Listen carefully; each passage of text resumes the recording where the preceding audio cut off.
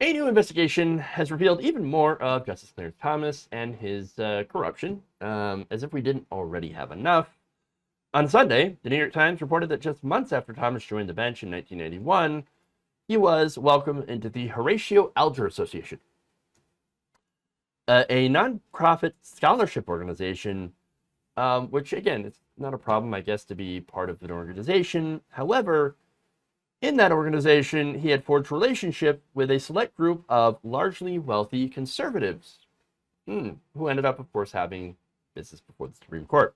The organization granted him access to wealthy friends who gifted Thomas with vacation retreats, VIP tickets to sporting events, as well as inviting him to parties, according to the New York Times.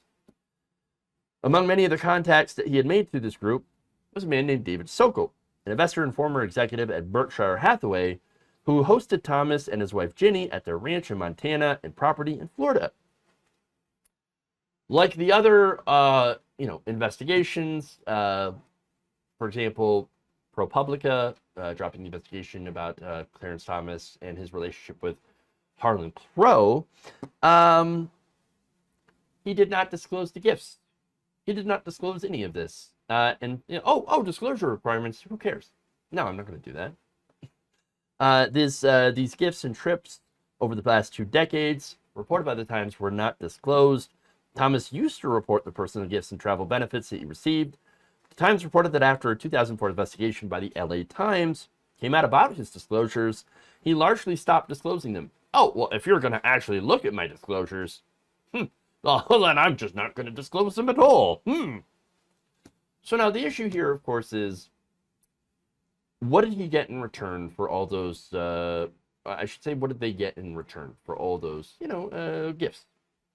Okay. Turns out Sokol, along with other members of the association, had funded the marketing for an HBO film about the Anita Hill allegations of sexual harassment brought against Thomas. So Thomas in this group, and this group decides we're going to put out a film that basically kisses Thomas's ass and says, we believe him.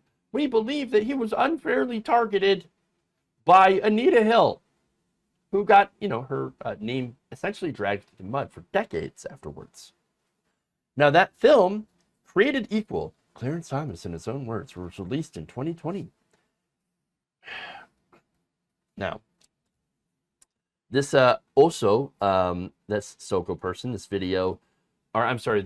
movie, had come out after a 2016 film, Confirmation, which again covered the same issue, was released. Now, while speaking at during an appearance at a Connecticut library, he once remarked that Thomas had dealt with lies, innuendo, distortions, and outright personal attacks throughout the Supreme Court confirmation process. When asked about Thomas's role in the exclusive Horatio Alger Association, Sokol, in a conversation with the Times, described Thomas as a national treasure and a genuine example of the existence of the American dream. I'm a much better person because of our friendship. You might also be a richer person as a result of your friendship, because again, talking about what Thomas and Sokol get in return for, having this close relationship with each other. Thomas gets a lot of, undisclosed gifts and then movies that are made to help rehabilitate his image. And Sokol, gets financial incentives. Or I should say financial wins in the Supreme Court. Now, look, we know that Clarence Thomas never rules against corporations. In fact, he's helped the court legalize corruption. Citizens United, one huge example of that. But even going back before that, in one case, Thomas has expressed a view that federal regulation of manufacturing and agriculture is unconstitutional. Thomas was also part of a majority that made it harder for employers who feel that they've been discriminated against in the workplace to pursue legal remedies and claim retaliation from reporting discrimination. So he's been a very, very big ally of corporations and business groups, people that Sokol and other people that are part of this organization these wealthy conservative donors were part of. So they're all really, really buddy-buddy there. Thomas was also part of a majority that made it harder for employees to feel, oh, I mentioned that already. Now, in the case of Harlan Crow, again, who was named in this ProPublica report, he gave gifts that were unreported, and then we find out that Crow had business before the court, while Thomas was on the bench. In addition, Crow had been connected to several groups that over the years have lobbied the Supreme Court through so-called amicus briefs that provide legal arguments supporting a plaintiff or defendant. In 2003, the anti-tax group Club for Growth joined other right-wing individuals and organizations, including Republican Senator Mitch McConnell and the NRA, in attempting to push back on campaign finance restrictions and elections. At the time of the legal challenge from at least 2001 to 2004, Crow was a member of the Club for Growth prestigious Founders Committee. Crow had also been a major donor to the club, contributing $275,000 to its coffers in 2004, and a further $150,000 2 years later. Crow, influence, Sokol, also influence. So here you have, again, these incredibly wealthy conservative billionaires in these groups that have access to Justice Thomas that are showering him with gifts, showering him with trips, taking him on fancy trips and vacations and dinners, and Crow even buying his mother's house and letting her live there, essentially, I would assume, rent-free. I wonder if any of that might have an impact on business that you might have with the court. Or maybe it's just the fact that they know that Justice Thomas is always going to vote with them anyway, and so why not? Why not celebrate him? Either way, it's clear that there is corruption going on. Absolutely clear that there's corruption. And so, again, Thomas is not the only person that's corrupt in the court. We also know Samuel Alito. He was taking trips from large conservative donors, getting gifts. He did not disclose them, one of them being Paul Singer, who was related to January 6th, Stop the Steal, the attempts to overturn the 2020 election.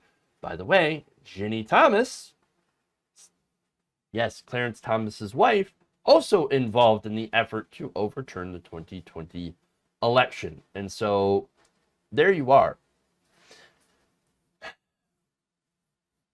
And again, not disclosing any of these gifts, any of these ties, not thinking that the rules should apply to us.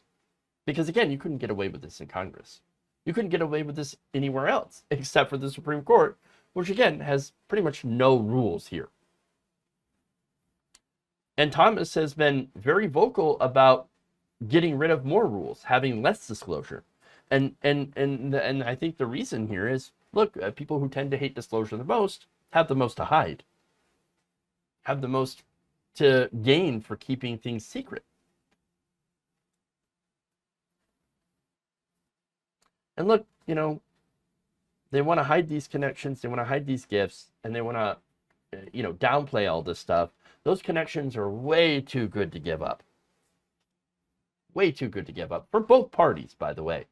Again, nobody gives out gifts worth hundreds of thousands of dollars without getting something in return. And it's not just friendship. Certainly. Of course, I'm sure that they're all friends. Right. But there's something more here than just a mutually, hanging out with my bestie. It's also like hanging out with my bestie who also tends to agree with me that corporations should get everything. That rich people should, get richer. And that, our free speech rights. They have free speech rights for corporations, of course, to donate unlimited amounts of money to political campaigns so that conservatives can have a domination. Totally fine. I agree. He's my bestie. Hey, you want to go out for a fancy vacation? Okay. Sounds great, bestie. He'll never recuse himself, though, and that's the issue here. He'll never recuse himself from any of these cases. None of them ever do.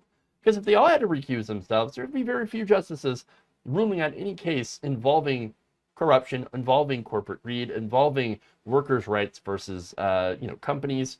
I mean, again, we have Justice Gorsuch, who, by the way, had ruled in favor of a corporation basically firing somebody for choosing not to freeze to death. To say that this court doesn't have any legitimacy anymore is an understatement. Of course they have legitimacy. They haven't had it in a long time. They haven't had it since they ruled that corporations were people, my friend, and that they have unlimited speech rights. And that was even before Thomas's time. So, I guess he might just be a product of that. And, the current court being as right-wing and as awful as it was on pretty much most issues, especially involving workers' rights. It's not an accident. All of this is just part of a long-term conservative plan to take over the court and make it as right-wing, conservative, pro-business friendly as possible. And now it is. Congratulations, you've won. And the American people have lost.